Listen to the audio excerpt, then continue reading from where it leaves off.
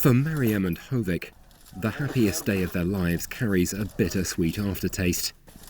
Not only does the groom have only 2 days before he has to go back to the front line, but there's also a sense of history repeating. My parents, like HOVIK's, got married during the war.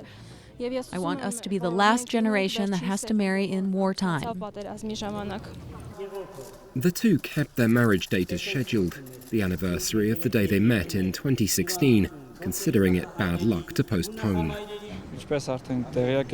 On our rings we had the slogan inscribed, "We have won," because we're going to win this war and overcome all the obstacles that have arisen between MARIAM and me. From now on, we'll always be together.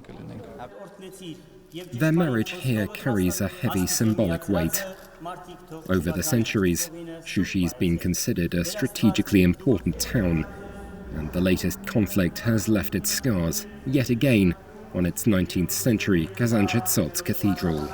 When Shushi was liberated in 1992, the church was in more or less the same state. It was demolished, ravaged. But in 1994, until the ceasefire was signed, we still administered in this dusty and ruined church the sacraments of baptism and marriage.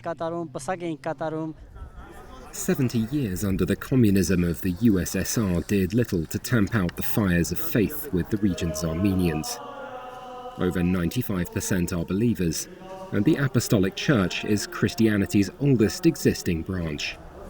Now, it's rallied to care for its faithful once more. Faith, religion, helping people when they are suffering, especially during the war. We pray with them, we pray for them, we bless them. We try to bring peace. When they are praying with us, they became more quiet, more peaceful in their soul. The church has done more besides seeing to its parishioners' spiritual well-being. It's brought in food and clothing for those in need. However, the church's resources are far below what's needed for the task at hand, with many of the people sheltering at this public bunker under Stepanakert forced to sleep on benches brought down from the street.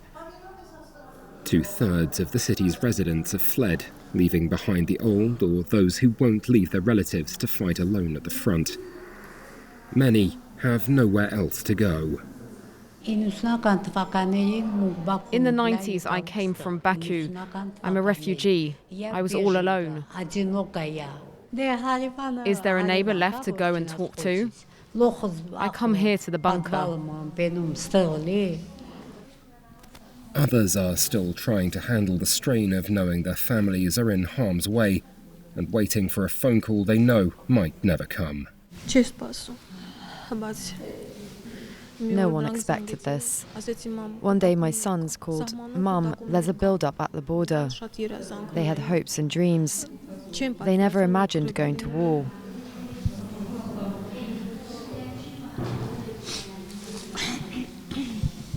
From school, they went straight to war. Here again, faith sustains them. I'm praying every minute for our soldiers.